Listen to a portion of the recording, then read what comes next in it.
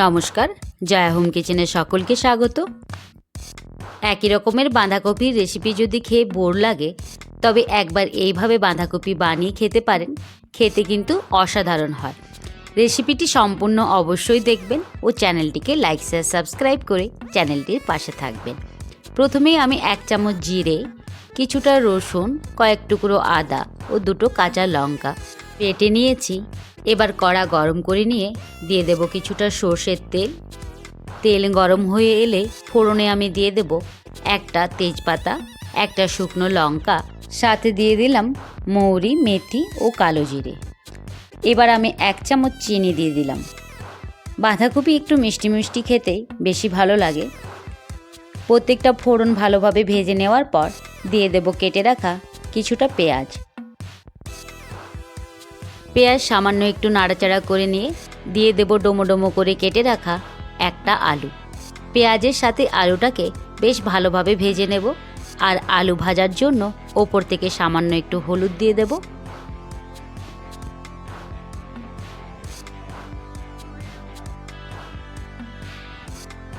আলু ও পেঁয়াজ বেশ ভালোভাবে ভেজে নিয়েছি। এবার আমি বেটে রাখা রসুন, আদা, লঙ্কা ও জিরের পেস্ট দিয়ে দেব। ভালোভাবে মিশিয়ে নেওয়ার পর দিয়ে দেব কেটে রাখা একটা টমেটো।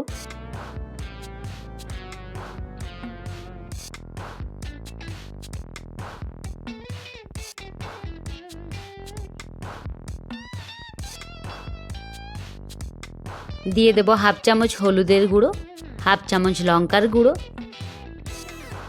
এবার মশলাটাকে বেশ ভালোভাবে ভেজে নেব। আর মশলা ভালোভাবে ভাজার জন্য আমি দিয়ে দেব সামান্য একটু জল।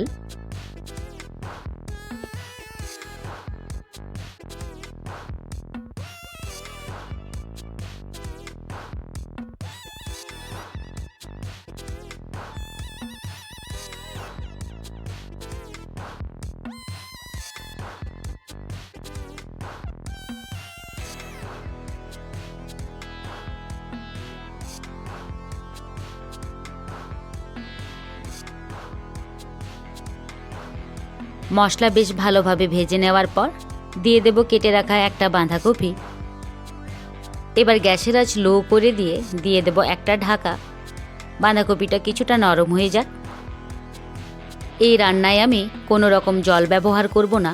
বাঁধাকপির থেকে বের হওয়া জলেই সুন্দরভাবে রান্নাটা করে নেব। গ্যাসের আঁচ লোতে রেখে 5 মিনিটের মতো আমি ঢাকা দিয়ে রেখেছিলাম। বাঁধাকপিটা অনেকটাই নরম হয়ে এসেছে। এবার মশলার সাথে বেশ ভালোভাবে বাঁধাকপি মিশিয়ে নেব।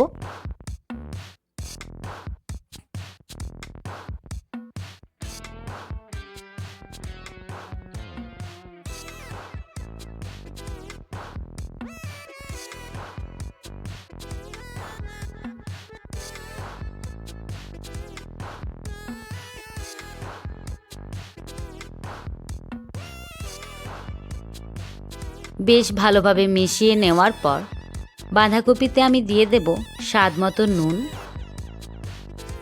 দিয়ে দেব ছাড়িয়ে রাখা বেশ কিছুটা মটরশুঁটি।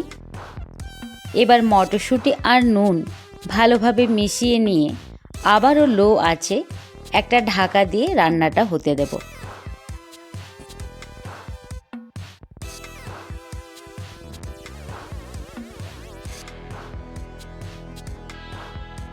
কয়েক মিনিট ঢাকা দিয়ে রান্নাটা হতে দিয়েছিলাম। আলুগুলো সুন্দরভাবে সেদ্ধ হয়ে গেছে। এইভাবে জল ছাড়া যদি বাঁধাকপি ভাপ দিয়ে রান্না করে নেন তবে বাঁধাকপির স্বাদ কিন্তু ভীষণ ভালো হয়।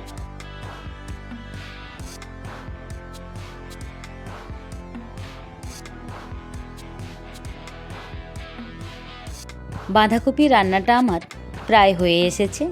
এখন আমি বাঁধাকপির মধ্যে দিয়ে দেব 1 চামচ গরম মশলা।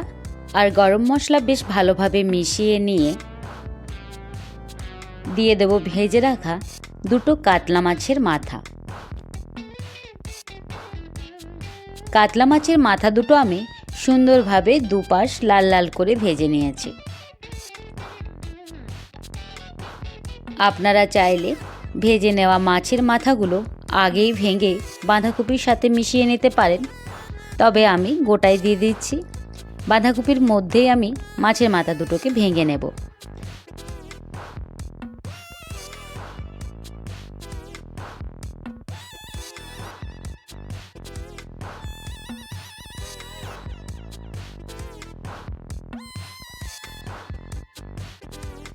মাছের মাথা দিয়ে বাঁধাকপির রেসিপি হয়তো অনেকের কাছে ভীষণ পছন্দের, আবার অনেকেই হয়তো খেতে পছন্দ করেন না।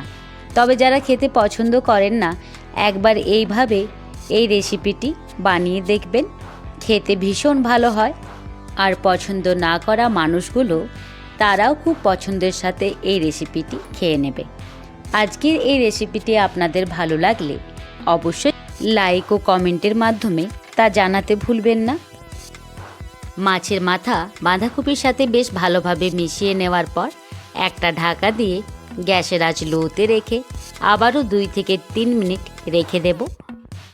2 থেকে 3 মিনিট ঢাকা দিয়ে রাখার পর সুন্দরভাবে মিশিয়ে নিয়ে দিয়ে দেব কেটে রাখা কিছুটা ধনেপাতা।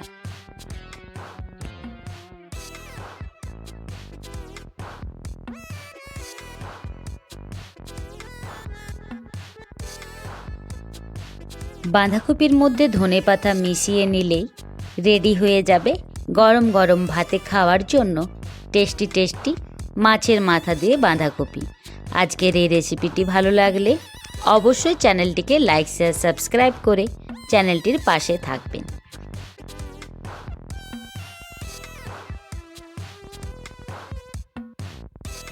মাছের মাথা দিয়ে বাঁধাকপি রেসিপি আমার কমপ্লিট। এবার আমি একটা প্লেটে উঠিয়ে নেব।